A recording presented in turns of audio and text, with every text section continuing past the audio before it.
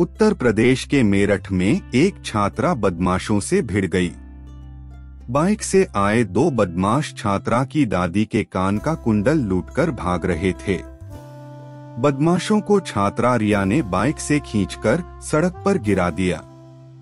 इसके बाद वह दोनों बदमाशों से भिड़ गई।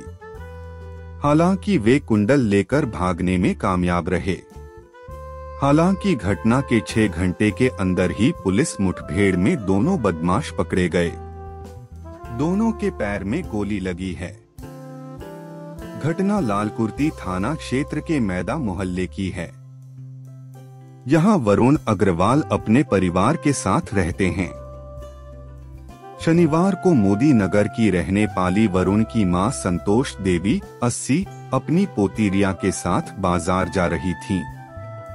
तभी पीछे से आए दो बाइक सवार बदमाशों ने दादी के कान से कुंडल खींच लिए।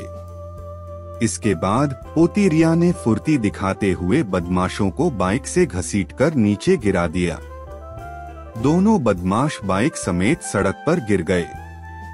दादी पोती बदमाशों से भिड़ती रहीं, लेकिन मोहल्ले में मदद के लिए कोई घर से बाहर नहीं आया। ये पूरी घटना सीसीटीवी में कैद हो गई। घटना शनिवार शाम 4:55 बजे की है। 6 बजे तक रिया का बदमाशों से भिड़ने का वीडियो सोशल मीडिया पर वायरल होने लगा। वीडियो का संज्ञान लेते हुए पुलिस ने 6 घंटे में ही दोनों बदमाशों को पकड़ लिया। देर रात करीब 12 बजे लालकुर्ती पुलिस का बदमाशों के साथ बूचरी रोड पर आमना सामना हुआ। पुलिस को देख बदमाशों ने फायरिंग की और भागने लगे। क्रॉस फायरिंग में पुलिस की गोली लगने से दोनों बदमाश सचिन और शिवम सोनी घायल हो गए।